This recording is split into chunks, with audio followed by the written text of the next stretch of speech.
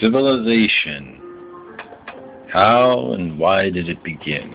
Well, I think it began probably close to 20,000 years ago.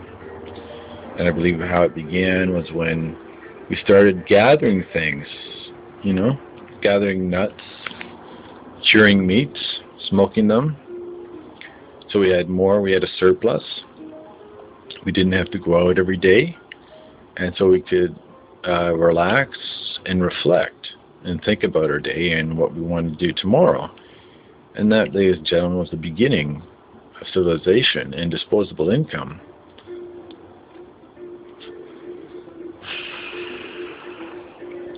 I think it started somewhere near China, and I guess also the beginning of civilization had to do with art and actually also writing. That was the very beginning, right? Or the most important installment was writing. And I'm pretty sure that happened in China. I'm not positive, but it makes sense. They were the most advanced for the longest time until they became isolated and they didn't think they could learn anything new from anybody else. And to me, the bright beacon of civilization is Britain, especially with Queen Victoria and the Victorian age, and before her, Queen Elizabeth I.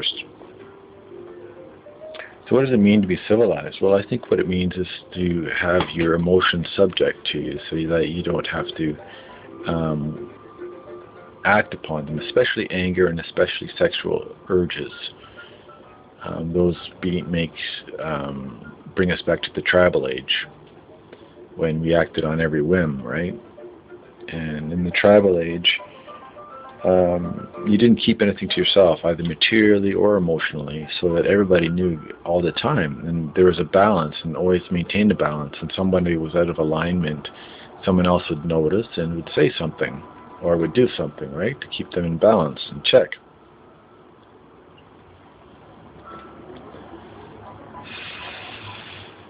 I personally have ADD, so I believe ADD people relate more to the tribal atmosphere.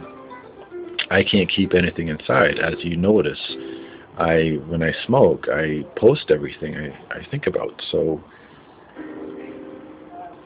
my dream is to have a technological device that would make it possible to return to the tribal age, so that people that would hook on to it and sign up would be part of a huge tribe.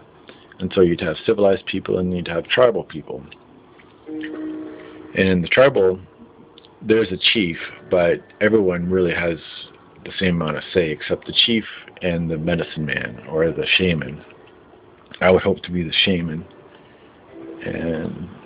and direct the goings on of when people are supposed to plant, what are they supposed to do with their lives, and who are they supposed to marry, and such and so forth, and with magic spells and to heal people and stuff like that. I love biology and chemistry. As you see, I like to smoke, and I drink lots of coffee and chocolate. And these are very important to civilization today to keep things up to speed. I don't think we would have the civilization we have today without cigarettes and coffee. And now we have energy drinks, which speeds things up even more with touring. I love touring. And so, but I do think that civilization really is a game. That tribal is the real life, and civilization is a game that's posted on top of it, or is like a structure. And I believe it's structured according to the ants. That ants are the fractalized version of man.